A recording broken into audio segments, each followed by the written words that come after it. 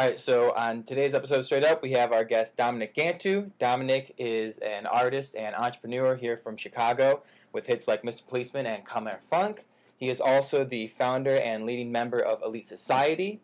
Dom, what's happening? Welcome to the show. Let's clap for him. Let's clap for him, Neil. Let's clap for him. I'm not clapping for this dude. Thanks for coming on, Dom. It's a pleasure to have you on. Thank you. Thank you for having me. BNR Production, the crew. Doing our thing. What's up, man? I'm chilling, man. You know, a lot of things been going on. So my question is, Mista Policeman. It's blowing up. It's on SoundCloud. It's on YouTube. It's on Facebook. You're getting a lot of views, man. Thanks for the pub. So you can actually go back and listen to Mista Policeman on our SoundCloud, Elitist Music. You can catch us on YouTube, Elite Society Music. What else? Facebook, Elite Society Music, and you can catch our videos. Can we get the T-shirt on Elite on the website? Or is that merchandise? Yeah. No, yeah, we should be able to get T-shirts on the We Are Elite Society website, weareelitesociety.com. You can check out the T-shirts and every other merchandise. We should be able to stream music as well and everything else. Nice. Yeah. So, but like the music is good, man. Elite Society, Mista Policeman had a great response from all blogs all over the states, from New York to here, and Indiana. We're reaching Cali, so it's good, man. It's a good response. Let me ask you something. You just did. No, I don't. That was a statement. That was a statement. I didn't ask you something. I didn't say, can I ask you something? I said, let me ask you something. All right, I'm telling you I'm about to ask you something. All right. What's the concept behind Mista Policeman? What's the concept? So Mista Policeman just explains what goes on right now. I mean, he talks about realities of a certain community in the United States of America. Simple as that. So it touches on the police interaction with the Afro-American and Hispanic community, in a sense. Okay. The outside oppression in those communities. Okay. You know. So have you gotten any feedback on that topic at all? I mean, people resonating with it, people giving comments, people saying that that's not the case. I mean, what does it look like right now for what you're hearing? Well, so saying that's not the case is refuting a fact. That's one. But two, the music also touches on the oppression that goes on in the community by community members. So, like, most like to call it black on black oppression, right? So, it's all around. And the thing is, we dropped a video involving the Laquan, what's his name? Laquan McDonald. Laquan McDonald case. Check out the Mista Policeman music video. Yeah, so everybody got their opinion, but like you can't refute facts. It happens. But now the question may be, what do we think about what's going on, right? And is there a solution to that? Yes. I mean, whether it's through your music or whether it's through social activism, it's like there is a solution, right? But let's identify the problem first. Now, what goes on in the Afro-Americano and Hispanic community? It's a result of a lot of things. There's a lot of factors we can involve in that. But I will say one thing. A lot of people,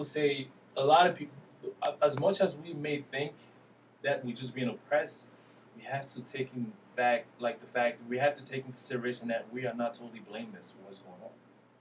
Right? I see. We are not blameless for what goes on in our community.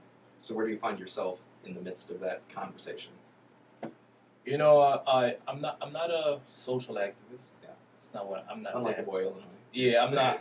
I'm not for a riot. Protesting. I'm not a protester. That's been going on for the past 400 years. It hasn't worked. Yeah. The Million Man March just happened. That was a big fashion show to me. That was a big networking event. The next day, someone got shot, got killed. Yeah. That's no By solution the to me. police or was it like in the community? Every day in the community, someone dies. Okay. Just one. Okay, You know, so. It- Okay. I'll say about if max 10% of what happens in the black community or Hispanic community, is part of the injustice, but 90% is justified by crimes, by murders, by stealing, and everything else that goes on. Gangbangers, drug dealers. Yeah. That's illegal. That's illegal to do. So if you get caught, But one of the things that like I feel like I've had conversations with people about who've been in those sort of predicaments is like part of it is that sort of the norm, the societal norms. Like, so yeah, I mean, what you're doing may be not legal or not benefiting, you know, the improvement of society, but that is simply the way that you have seen the world operate around you. And so that is like it becomes normalized. So that sort of behavior becomes normalized, and so the moral implications of that it's a bad thing to do, or that it's not the right thing to do, or it's not beneficial to society, end up decreasing, and it's justified simply because it is a reality of life. How do you break that sort of cycle of justification? that's when we come in. That's the solution. Breaking that cycle. Yeah. The greatest revolution that could ever happen is if those communities start living righteously. Start living according to the laws. But, you know, that goes back to the idea of, like, we are, as human beings, we're inclined to continue behaving the way that we behaved in the past. Why? Not changing behavior because it's normalized. Because it's been taught that way. It's a cycle of teaching. It's comfortable. It's natural. Look, those communities, right? This is how they grew up. Let me tell you, in the black community, you have fathers are mostly in jail. Yeah. Or they're gangbangers. Or they're super young and they're gangbangers. Fathers are 17 years old. You a 17-year-old kid. You're raised by your mother. You below the poverty line. And you have a child. All you know is the streets. And you have to sell drugs. Now, it is hard. And it is hard to endure such conditions, living righteously, feeling like you can't do other things. But we must change now. Like, it's time for us to reconstruct. Like, you can say that's all I know is the streets, but you know exactly where you're going to end up, either jail or dead. Yeah. So how do you break that cycle? Abiding by the laws. I think that's Let me tell you how simple. Let me tell you how you break I think the that's cycle. what how he's rationalizing. That's the solution, right? Yeah, that's the solution. It's just getting to that solution. Reteaching the people. Yeah. Because it's all about destroying the current mindset that the people have, right? Total cataclysm. You have to destroy that mindset, right? And then you have to rebuild it by reteaching them how to live. Yeah. But when you listen to Mr. Policeman, I don't talk about, you know, I don't. In my music, I don't glorify selling drugs. I don't glorify crimes. I talk about what happens, and then if you listen to the third verse of Mr. Policeman, we'll give you a solution. Therefore, practice equanimity, show passion and empathy. Like, look past your felony. It's all a remedy. This is one solution. Like, love each other. Don't hate each other. Like, people in those communities, they hate each other. I'm gonna tell you, if I wake up today and I shoot you, it's because I hate you. It's not because I love you. You have to learn how to show compassion now. You have to teach yourself how to love your brother, how to love yourself in the first place. Because if you love yourself, you're going to love your neighbor, right? Steps to reconstruction. First, identification, then cultivation, would end with elevation by the Most High. You have to understand, those people need to know and learn who they are. Self-identification. Who are we? What is our ancestry, origin? Because the past shapes the future. If you don't know what your past is, your origin, then you never know who you are. You forever be lost. And then once you gain your origin back, what do? You cultivate yourself to the essence of your culture. So how primed do you think people are to take on this message? It's about time. Which is the name of the EP, by the way, it's dropping next year. You know, the EP is called It's About Time. Okay. This is perfectly. If you look at the video, the big message of the video was actually the biblical verse that was there. Yeah, I remember That. You see, like when I do things, I give you what the video reflects. Mm-hmm. And the biblical verse is Hosea 5:15, I think, right? It says, what does it say? It says, I will go to my place until they examine their ways and repent. And in their affliction, they will seek me early. What you see right now is not going to stop. It's going to go on until we feel like we had enough.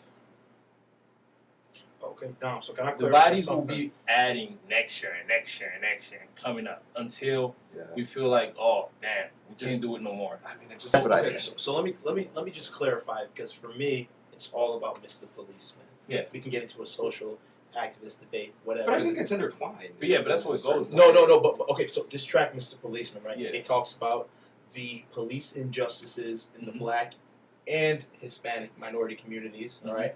But then these police injustices are happening because we don't love ourselves or each other We put ourselves in these positions. predicaments to receive these police injustices, right? Yeah. And then you talk about how we can reform ourselves to possibly make things better. Yes. That's the whole premise of Mr. Policeman. Yes. It's not going to change prejudiced minds, right? Yeah. But if you're not doing anything wrong and you have nothing to hide, then come search my car.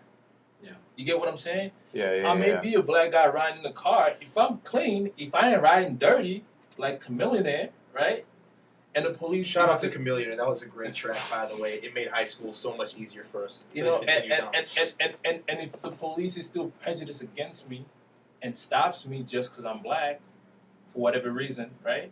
And I'm clean, I have nothing to hide, Yeah. then what? Instead of working up a storm and trying I'm to make a point, blameless just now. let it go. Yeah. Yeah. So if he kills me, he killed a blameless person. I had nothing. You see what I'm saying? But oftentimes we put ourselves in those situations.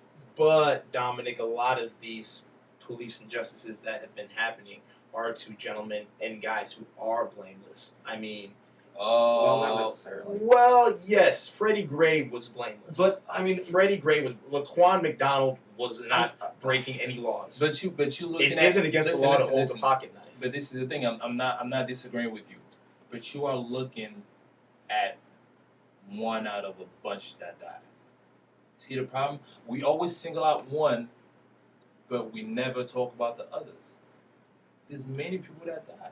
I didn't say they deserve to die because I don't kill.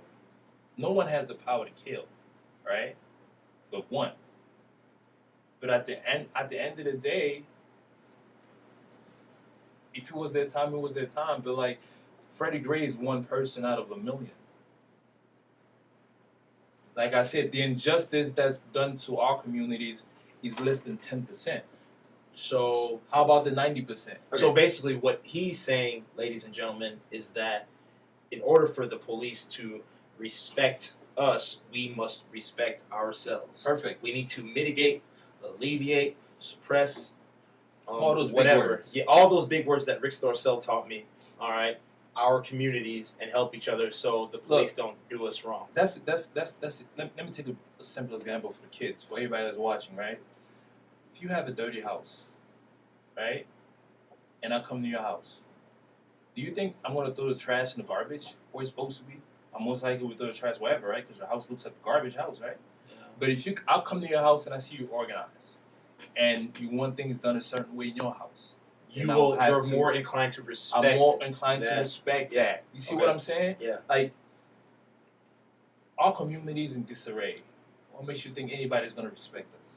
See, as much as I love my people, listen, we are rebellious people. We are in a community full of traps. We know that, right? We know that. You go on every corner on the south side, west side of Chicago, all you're going to see drug dealers and gangbangers. We know that for sure. Everywhere there's a trap. The lack of wisdom, though. When you have wisdom, you know how to dodge a trap. Instead of saying, I want the easy way out, like all of my brothers, I'm not going to go sell drugs. I'm going to get my job at McDonald's. We like the easy way out, and the easy way out usually leads to But there's death. not jobs available in our communities. You guys have to know that. Listen, interview. Neil. Keep it I would like to tell you something, right? We always like to say there's no opportunities, right? Make an opportunity. Dom, not everyone's not everyone's no, as business savvy as you. A drug dealer is a businessman. We just drug dealers. The opportunity that you make for yourself is an opportunity that will lead you to jail or death. A drug dealer is a big businessman. This is self-employment. I sell drugs. You go get a consignment, a pack, you sell it on a corner, and you pay back your man. But in the same way, that there's a risk and reward for entrepreneurship, I feel as though that's the attitude that they take. Is the risk and the reward, right? Yeah. All right. Now let's wage the risk. It's just the lack of knowledge, man. We have the lack of knowledge, you know. And things like this is one thing I was chopping it up with my friends, and I said, listen, I don't even look at the police anymore because I know the police is behind my back. The police is an enemy forever. I don't worry about the police. I'm more so mindful of those so-called leaders of the community, because those communities that have been oppressed have no leadership. I'm not about a historical moment. I'm not that type of guy. I don't care about making history. This is what our people love all the time. Oh, we got a black president. We made history. Oh, the Million Man March. We made history. I'm about making change. Change is slow. And incremental. But yeah, incremental. But you have to be radical. You can't be a fence sitter when you make change. It's either do this or don't do that. Like, it's either do's or don't. Like, you know what I'm saying? Like, most of our people, we fence sitters. Many of blacks get killed in our community by black people. We don't say nothing. But when the police does something, what do? Say something. Let's walk. Why don't we walk every day? Because we only walk because it's justified.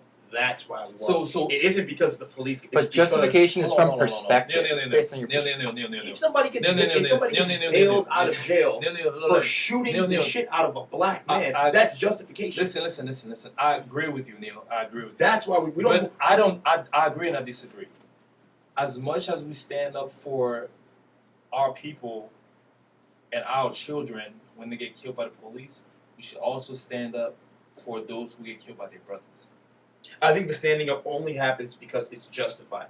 When Officer Bob shoots Laquan and people say, well, if he wasn't driving 15 miles over the speed limit, he wouldn't have got shot. Yeah, that's a problem. If it's black on black crime, no one cares. No one cares. No one cares because people can't make money off of it. There's no attention. No one gives a shit. So but when it's the police, you know who's gonna get money? Jesse Jackson is gonna get a little money. He's gonna come through. The homie Black Lives Matter. The homie Al Sharpton. He's gonna get his perm money. You know. Everybody watching the news on WGN, NBC, CBS, Fox. You know, everybody getting a little check. Everybody getting a little 30 seconds of fame. But when he's listen, I'm angry, bro. I'm an angry guy. I'm just very calm. But I'm angry inside because oppression makes me angry. And again,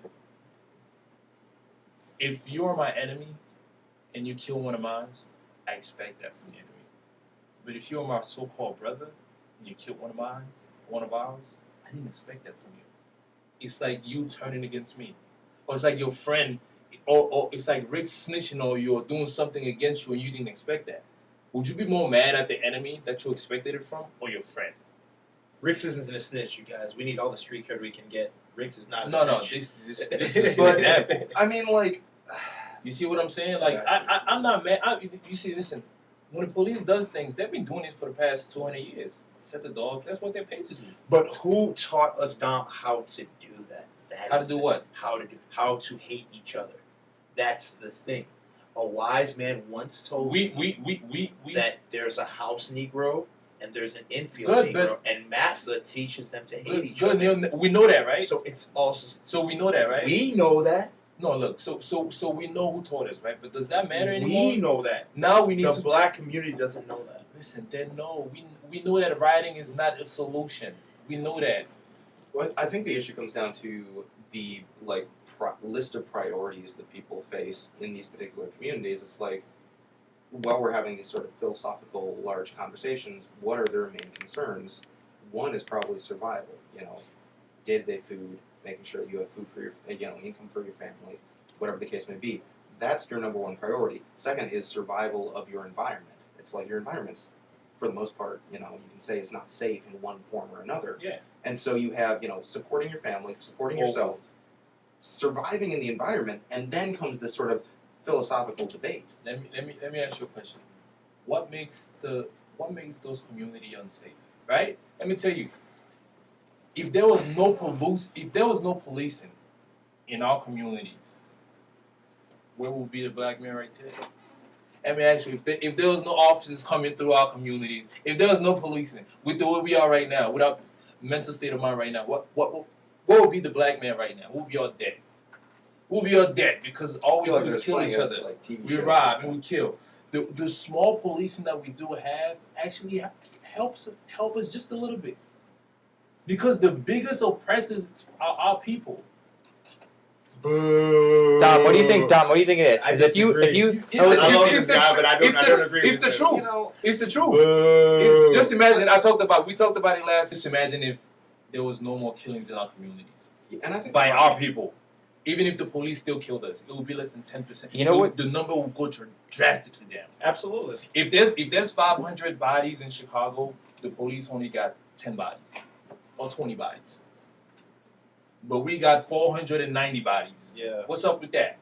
But the thing is, all we do, the partying we do has no solution. The stress goes away for a couple hours, and then when you get, when you get high for a couple hours, and then you come down, the same problem still waits for you. Okay. So that's interesting, though.